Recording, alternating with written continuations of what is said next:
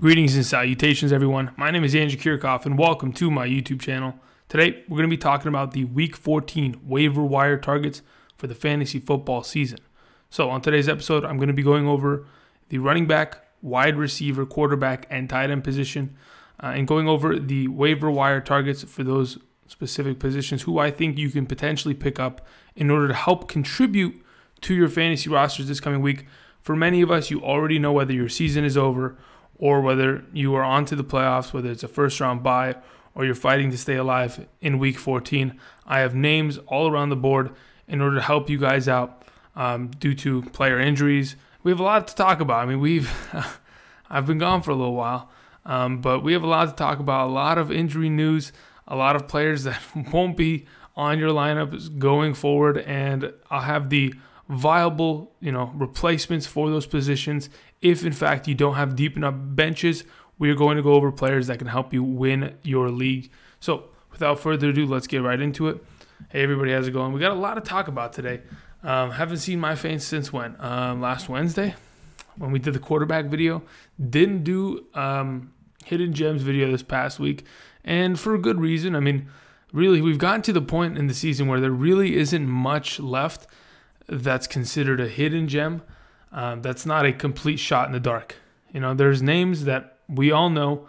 For those of us who play in deeper leagues, 14, 16 team leagues, there really isn't much. We're scraping at the bottom of the barrel at this point. We're in week 14 now. So there really wasn't much this past week to kind of give you guys a specific slight edge. So I decided to take it easy. Relax for the weekend. But either way, I haven't talked to you guys about the Kareem Hunt situation, how that, debacle went about, and how that fantasy-wise will affect you. I don't know. There's just a lot of stuff to talk about. We'll get into it as the video progresses.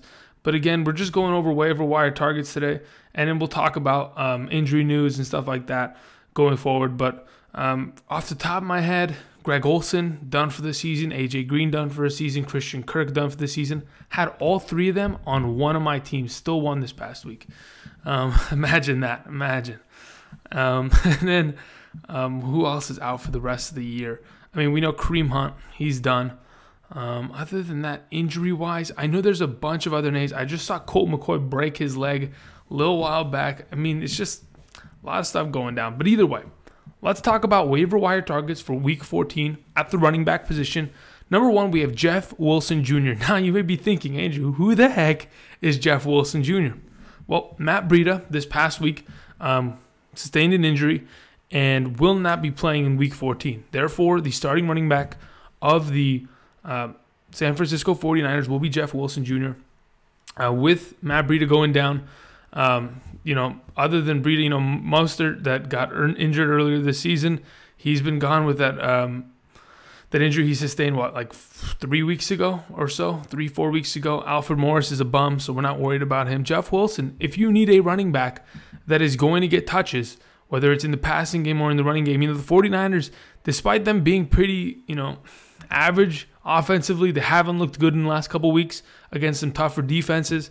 I think Jeff Wilson could be a viable option if you were looking to replace somebody. Perhaps you had to benefit from the fact that Leonard Fournette was suspended this past week, or you had to benefit from the idea that Melvin Gordon was injured. These are kind of players that you could pick up going forward, could either sit on your bench or potentially play. Jeff Wilson, he's my number one for the 49ers. He's the running back. And then the funny thing that I read that Kyle Shanahan, the head coach of the 49ers, said it was that Matt Breida will be missing his first football game due to injury since his freshman year of high school. Now, I sit here and I think to myself, I probably know what the psychology behind it is. He probably, his freshman year of high school, he missed the game due to injury. He told himself he'll never miss a game ever again. That's not a great thing for Matt Breida, because we've seen him play injured multiple times this season, and it hurts fantasy owners just unbelievably. And hopefully he'll be smarter with his career. He'll sit out games so he can be healthy going into the future. But either way, we're coming to the end of the 2018 season, and eventually we're gonna have Matt Breida be a backup next season when Jerick McKinnon comes back from that ACL surgery. Either way, moving on, number 2, we have Justin Jackson. So here's the thing. I told you guys, hopefully you guys listened, right?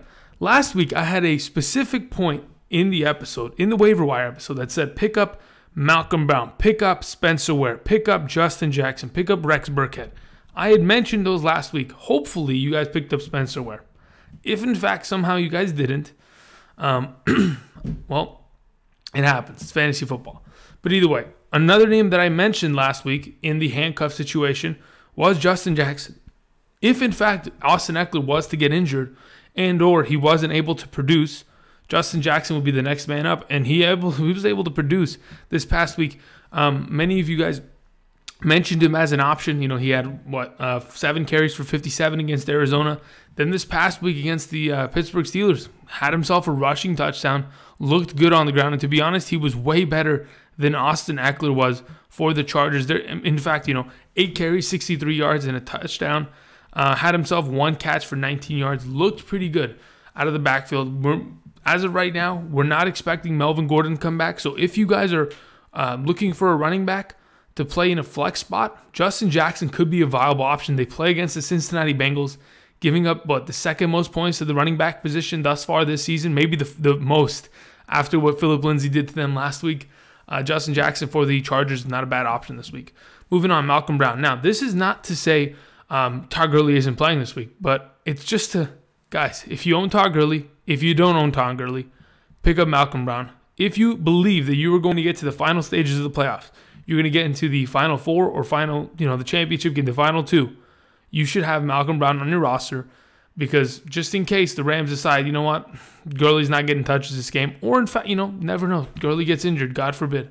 You need to be insured. This is your insurance policy. It requires 1 bench spot, and it needs to be filled by Malcolm Brown. All right, moving on, number 4, Jaylen Samuels. He's going to be a name that's going to be tossed around by me a lot this coming week. We are not sure to what extent James Conner is injured. According to the news, it's either a contusion or a high ankle sprain, and they'll probably, I don't know, I think they're going to limit him during the practice week, so we're not going to see him practicing at all this week. In fact, we might not know whether he's going to play or not until Sunday morning when the Steelers play against the Raiders this coming week. So that is going to be something that we want to keep our eye out on. Other than that, Jaylen Samuels, he's the next man up in that offense. But to be honest, my feeling like you can just instantly start him in a running back spot. If you're desperate for a flex, if you're a James Conner owner and you don't really have much depth, you can go ahead and pick him up and throw him in there. If I'm not mistaken, in Yahoo, he is also flexed as a tight end. So you could throw him in the tight end position and be clean if you don't have any tight ends, assuming he plays, of course. Anyway, moving on, number 5, Rex Burkhead, a guy that I also mentioned last week. He's going to take touches away from Sony Michel and James White. That is inevitable. We saw him continue to get implemented within this offense after being out for 10 weeks. So Rex Burkhead, we've seen him be a part of this offense with all the pieces that they have. They still managed to find a way to have James Devlin show up and steal 2 touchdowns. Good old Belichick wants to screw over the fantasy gods, and that's what he did. Rex Burkhead, either way, going forward could potentially, if in fact, James White and or Sony Michel was to get injured, Rex Burkhead could be good. Other than that, he is handcuffed in the idea that if the Patriots secure a first-round bye in the playoffs, and on top of that, besides securing a first-round bye, if they can secure the home field advantage, number 1 on the AFC, they're going to start tanking whatever games are left because they're not going to need to win those games. So in week 16 or 17, potentially we could see more Rex Burkhead in order to keep Sony Michel, James White healthy. So keep an eye out on that guy. And the last name I wanted to mention, it has to be Rashaad Penny. Guys, if he is not owned in your league, there is something wrong. Absolutely, there is something wrong. Rashaad Penny should be owned in 100% of leagues. I don't care if you play in a 2-man league. Okay, that makes a difference. But still, the whole point is Rashaad Penny should be owned. I'm looking at it right now, okay? On Yahoo, Rashaad Penny is 30% owned. How, guys? How?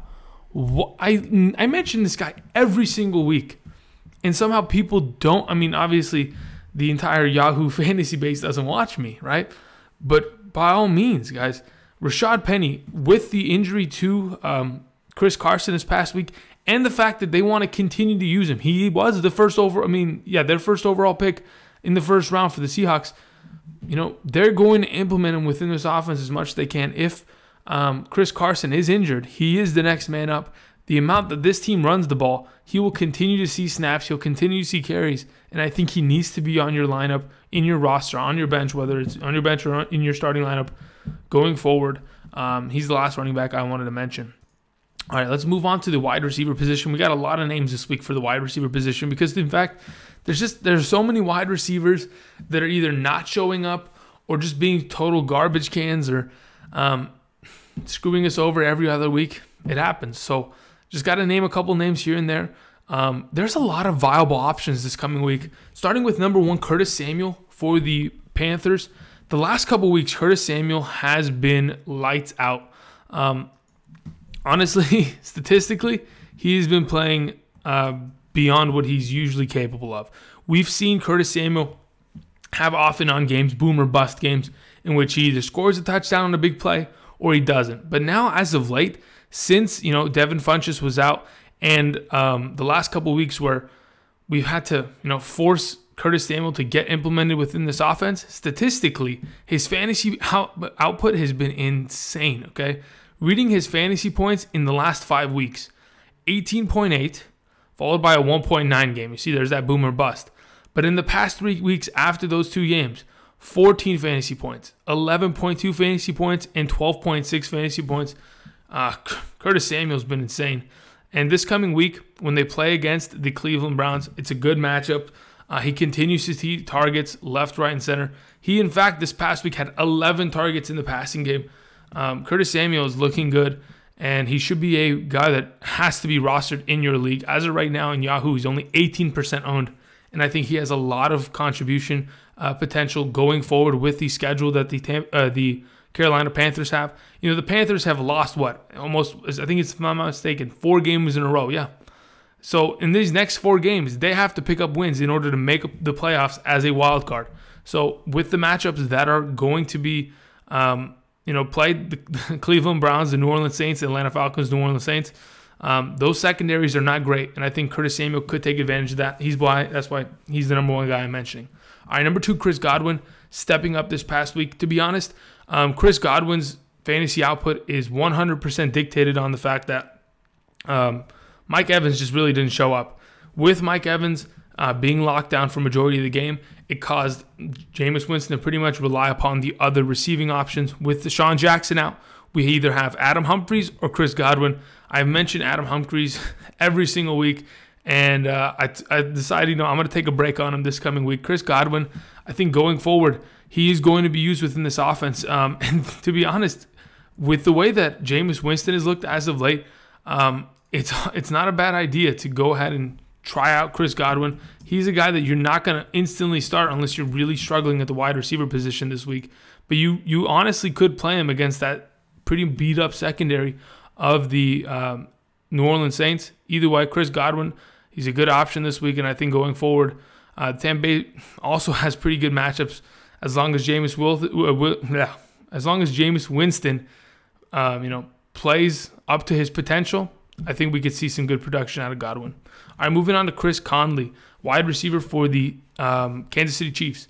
So here's the thing. As soon as they got rid of Kareem Hunt, this offense, it's pretty standard. Okay, they're doing the same thing. They're going to throw the ball more. Their defense blows. I cannot believe the Kansas City Chiefs gave up 30 points to the Oakland Raiders. It's unbelievable. It's just embarrassing. And to be honest, if the Chiefs continue to play like that defensively, they're going to be forced to have to throw the ball, and there's going to be more receivers that have to step up. With Sammy Watkins out with injury, Chris Conley is the next man up. He's performed in the past 2 weeks against the Rams, had 22 fantasy points. Against the Raiders this past week, had about 10. So as a wide receiver 3 option going forward, could be a good play, especially with the amount of passing attempts that Patrick Mahomes and this Chiefs offense has on a weekly basis. Anyway, moving on to number 4, we have Zay Jones, wide receiver for the Buffalo Bills. I mentioned Zay Jones 2-3 weeks ago. right? And I mentioned him 2 weeks ago saying, hey, you should pick this guy up, but you should not play him against the Jaguars. That is going to be a tough matchup for him. I would not suggest playing him against the Jalen Ramsey, kind of cornerback. Then this past week against the Jets, had a great game, had 2 touchdowns. Zay Jones has looked better. And to be honest, that Bills offense has looked better. We'll go into Josh Allen in a little bit and how much he's been contributing. It's insane how much Josh Allen put up this past week. I think he was number 1 amongst all quarterbacks in fantasy. Just an insane turn of events with the amount of rushing yards that man had. But either way, Zay Jones going against the Jets this coming week. They played against the Dolphins last week, playing against the Jets this coming week should be a good matchup for them, honestly. And I think Zay Jones could have some potential, assuming you are weak at the wide receiver position. Other than that, moving on, Courtland Sutton against the 49ers. As I mentioned last week, the Denver Broncos have a very, very easy schedule going forward. Offensively, they're playing against some pretty soft defenses who are going to give up a bunch of points. Now, does that mean you can 100% pick up Courtland Sutton and start him right away? Not technically, but he's a guy that could fill up some depth on your bench if he is available. They play against the 49ers, the Cleveland Browns, the Oakland Raiders, and the Los Angeles Chargers. 4 teams that honestly are not great defensively and could give up points to the wide receiver position if Courtland Sutton continues to get targets like he should. So he's not a bad option. Number 6, we have Antonio Callaway. Even though he who shall not be named had a pretty good week for the Browns this past week, I still think Antonio Callaway going forward should be a good option. Playing against the Panthers, we've seen the Panthers giving up a lot of points in the last 4 weeks. I mean, they have been losing not only because of Cam Newton throwing 4 picks, but because that defense has not been as solid as it usually has been. The kicking game has also screwed them over in the last couple weeks. But either way, Antonio Callaway and Baker Mayfield could end up having a good week this week. He's my number 6 option or / suggestion. Moving on to number 7, we have Bruce Ellington of the Detroit Lions. Now, with all the injuries, Kerryon Johnson, Golden Tate trade away, Marvin Jones injured. I mean, Matthew Stafford really hasn't had many options. And Bruce Ellington has pretty much stepped up as that Golden Tate role. He is obviously not as good as Golden Tate and isn't producing as well, but he continues to see targets. He's getting enough targets so we're in a PPR, you could have, some semblance of confidence that, okay, maybe I could throw this guy out if I'm really hurting at the position, right? That's the only scenario that I can see Bruce Ellington contributing to your team. As of the last 3 weeks, 9 targets, 7 targets, 10 targets. That's some wide receiver 1 target numbers. 6 catches, 7 catches. In a full point PPR, he'd have 11 points. He'd have, 10 points. And he'd have, 10 points. He's pretty much a 10-point-a-week kind of guy in a PPR. Bruce Ellington, wide receiver, the Detroit Lions. Lions, I mean, I don't really want to own any Lions going forward, but to be honest, if you're really desperate, not a bad option. Last guy I wanted to mention. I mentioned him last week. He was the last receiver I mentioned last week. Dante Pettis. I told you he was going to be good because there is no one else for Nick Mullins to throw the ball to other than George Kittle and Breida. Breida got hurt. Kittle still was out there producing, but Dante Pettis this past week, and in fact, the last 2 weeks he's been fire. Coach Kyle Shanahan came out 2 weeks ago and he said, I expect him to improve in the next couple weeks. We need to see something out of him after all those games he missed. He's come out in the last 2 weeks, 15.7 fantasy points, 27.2 fantasy points this last week with 130 receiving yards and 2 touchdowns against the Seattle Seahawks. To be honest, plays against Denver this coming week, which will be tough, but then has another rematch against the Seattle Seahawks in the near future, which he could act upon and have a good week. Moving on to the quarterback position. All right, now, to be honest, if you're in the playoffs as of right now, you probably don't need to pick up a quarterback. If you were in the playoffs, there is no reason for you to pick up a quarterback. You've gotten there with whatever you have. I don't think you should be streaming quarterbacks in the first round of the playoffs. But that being said, for those of you who are not in the playoffs or you have one more week of the regular season, here are my options. If Mitchell Trubisky has been dropped, considering he's missed the last 2 weeks of the fantasy football season, regular season, I would go ahead and pick him up. He is set to play against the Rams this coming week. This team needs a win. He is going to be able to play. Hopefully with his shoulder injury, taking a rest the last 2 weeks. He can come back and put up some fantasy points. I expect him to be good, and I expect him to be able to produce. So if he's available, go ahead and pick him up. Either way, you can even pick him up to take him away from other teams in your league who are struggling at quarterback going forward. Anyway, number 2, Lamar Jackson. I mean, if you haven't already picked up Lamar Jackson, if he already isn't owned in your league, I would be surprised.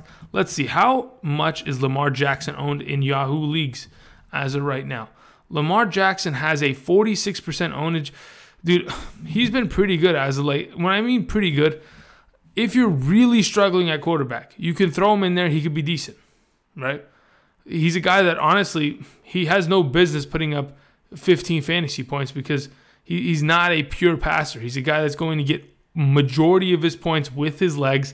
If, in fact, he has a passing touchdown, you're lucky.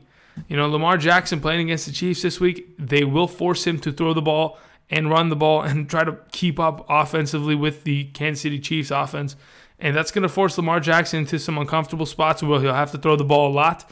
But I think he'll have the potential to score a lot of fantasy points this week in a very easy matchup. So consider it going into this week. Number 3, Eli Manning.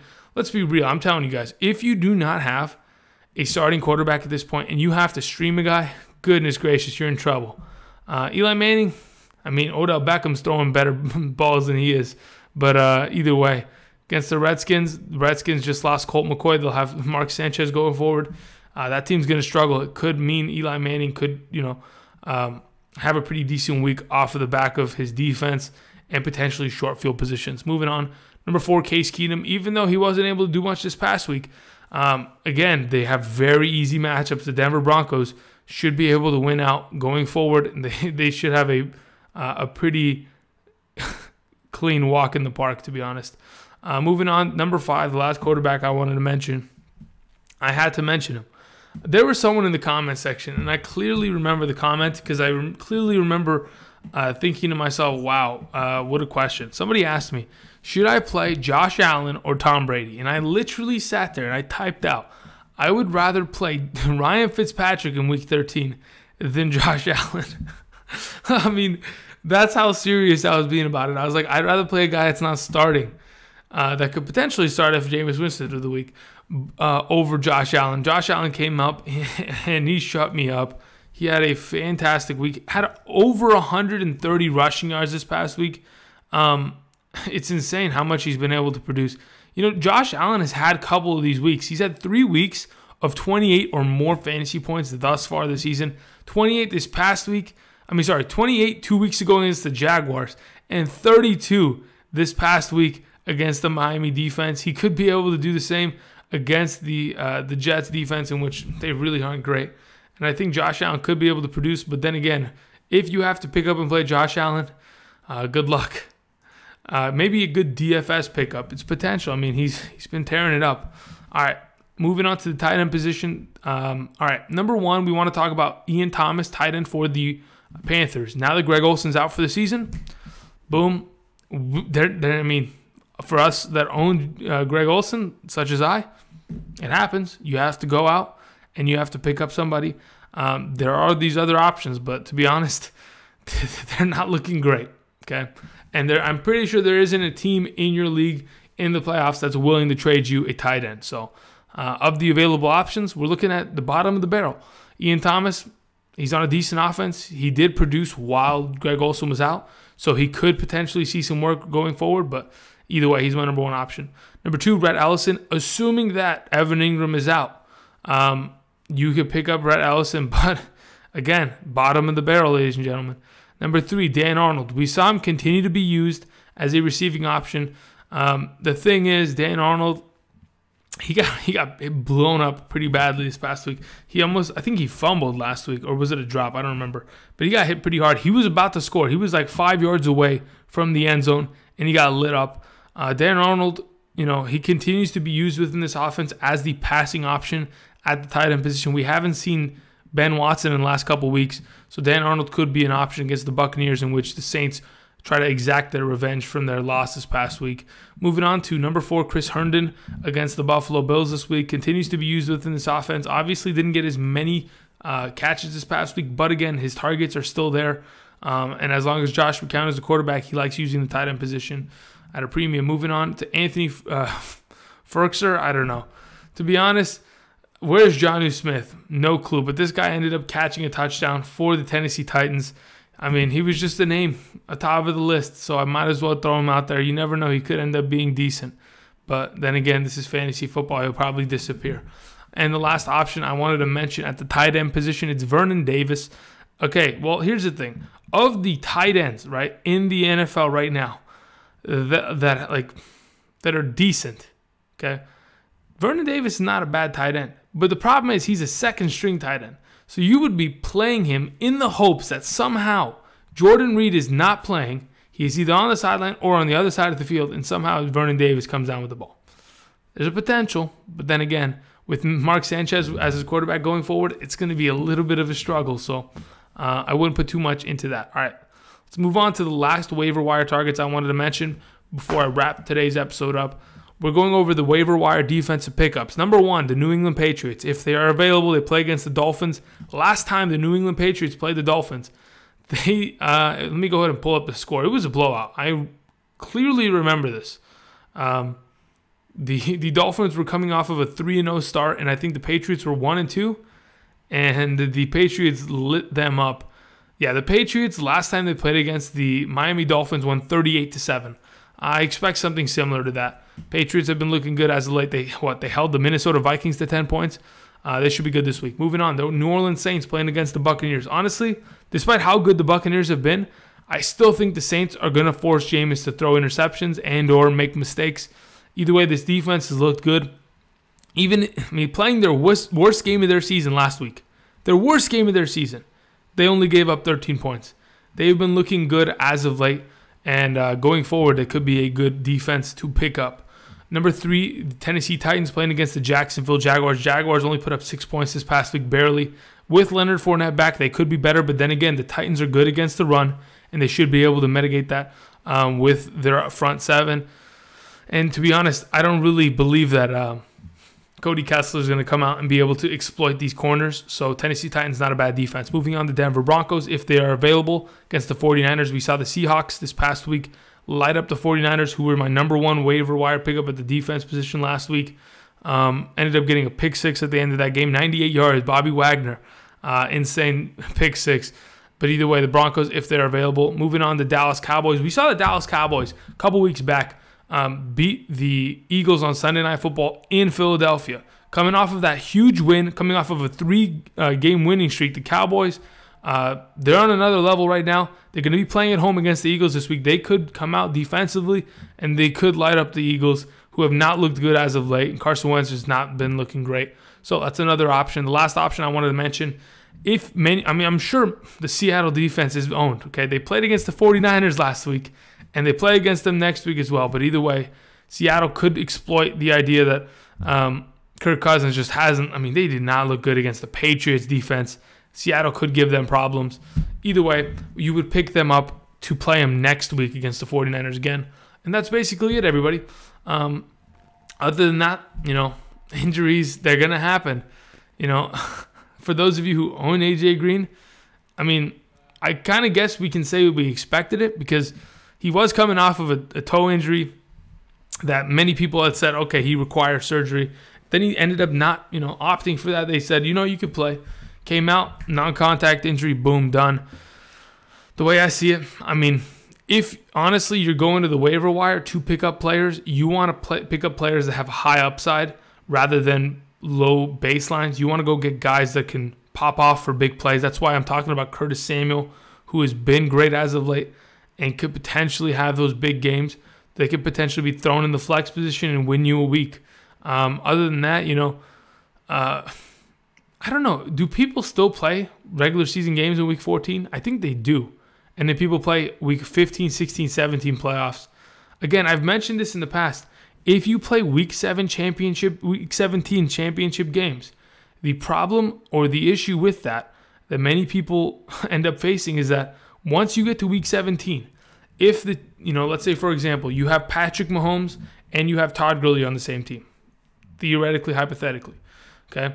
The issue is, if in fact the Kansas City Chiefs and the Rams both clinch playoff spots there, and they're going to be the number 1 seeds on both sides of the bracket, they're not going to play their star players. They have no incentive to play their star players if in fact they are going to be number 1 seeds in their respective divisions.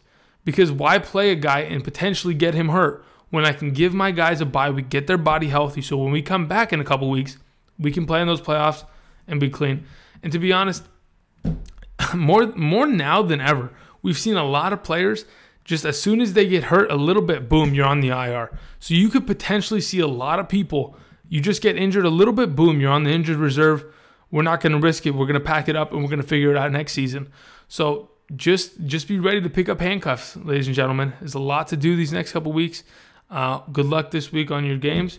I'll be back tomorrow to talk about running backs, but until then, questions down below, and I'll see you guys. Peace.